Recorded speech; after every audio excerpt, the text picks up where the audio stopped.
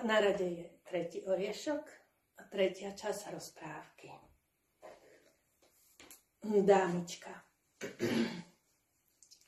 Stretol ju v dňoch svojej jesene, keď sa život muža stáča do chladného údolia staroby. Mnoho žien chcelo potešiť jeho osamelosť.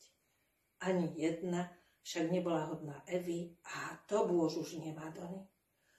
Ľudské sny bývajú občas nesplniteľné, hovoril si Verduccio, keď zatváral dvere za krátkými letnými známosťami. Ešte vždy mu však zurčala v rukách neha a sila, hoci mu husté vlasy zredli, postriebrili sa v úpornom hľadaní božskej iskry, lásky a inšpirácie zároveň. Aj ona vyzerala na krátkoletnú známosť. Nekypela životom ako jeho Eva, a ani vznešenosťou ako Madonna, kráľovna.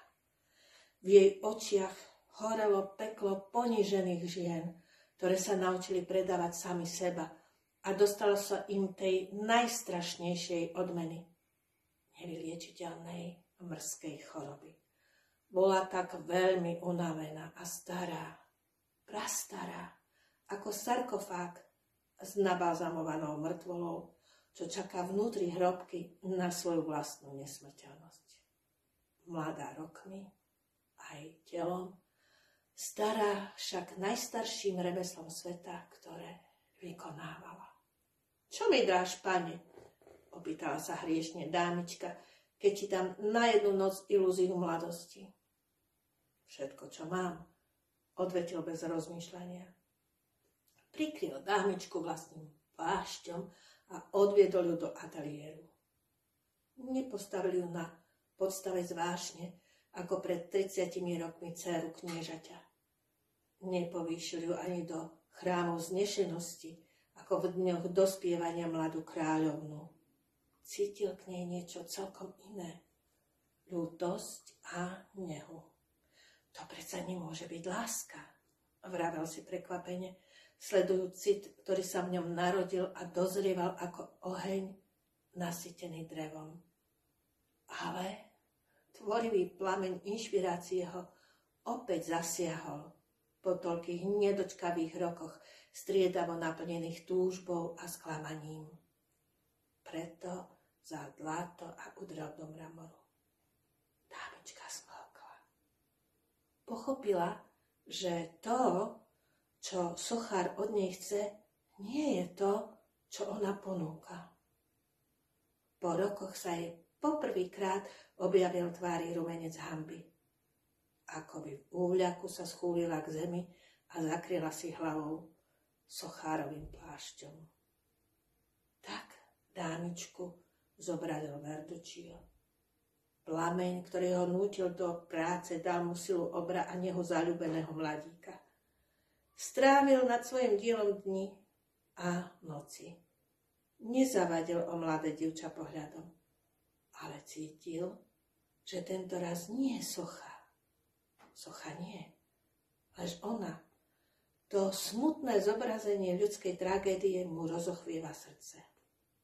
Po 4 týždňoch bola socha hotová. Dámička k nej nesmelo pristúpila a zahľadela sa na ňu. Som to ja? Je to kajúca hriešnica, odvetil sochár.